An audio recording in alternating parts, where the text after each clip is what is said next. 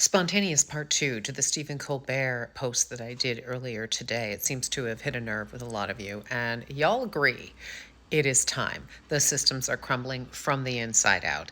Now, I want to share some stuff that kind of doesn't bring me joy. It makes me kind of sad, because when I was a kid, my dream job was to be the first female host of a late night talk show. That was the big dream. And who do you think was my idol? Who did I sit there in my 80s basement and 90s basement late at night as a teenager and 20 something watching late every single night and idolizing and not seeing anything wrong with? You got it, y'all. David Letterman. I loved him, and it pains me to talk about him as I am about to. But you may know the stories, you may not.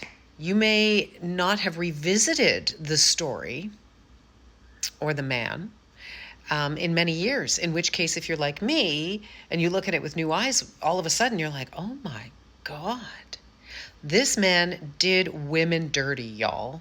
And I'm not even talking about his sex scandal when he finally got ahead of the blackmail attempt that someone made on him to talk about him with his interns, sexual affairs. He did very well as a communicator with that, but I'm not even talking about that. I'm just talking about the women that sat across from him or next to him as he interviewed them. And I've had to write a list of the ones that I could remember because I knew I couldn't think of them all off the top of my head. Just to name a few: Paris, Lindsay, Jen Aniston, Britney, Janet, Charlize Theron, Madonna, J-Lo, Mariah, pretty much any star, female star with one name. He did dirty. He did terrible things. It was so creepy. So creepy. But here's the really cool thing, guys. It's only creepy when we look at it today. I don't know how many of us would have consciously registered or clocked it back then. So all of that was going on, and yes, it was another time, wasn't it?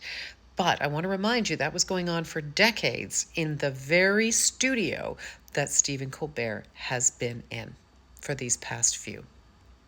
Don't you find that interesting on a spiritual level, on an energetic level? I mean, you couldn't get two more different guys. Stephen Colbert leads with wit and compassion and, moral clarity. And he dares to speak truth to power, which is why we're having this conversation to begin with. But the systems, Letterman may be long gone, and maybe he regrets it, maybe he doesn't, but the systems that supported him are still chugging along. Now, they're very unhealthily chugging along. Not with the same vigor that they used to all those years ago, and we know why. Because, again, they are crumbling, they are rotting from the inside out. And this is not a U.S. exclusive thing.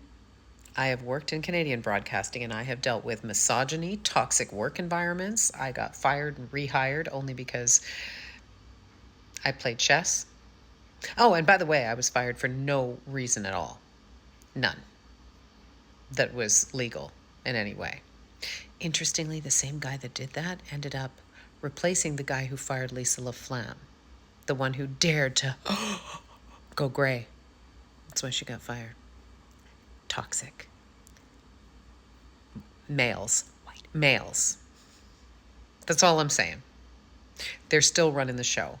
The guy that treated me like crap 25 years ago, still running the show at a major news network in Canada. People, we are not being punished, although it felt like it for a long time. We are not being punished. We are being pushed into the new, into the sovereign, and most importantly, into platforms we build ourselves. You are the signal. We are the signal. We are broadcasting loud and clear now. And whatever resonates will join us, and what doesn't will have to get turned off.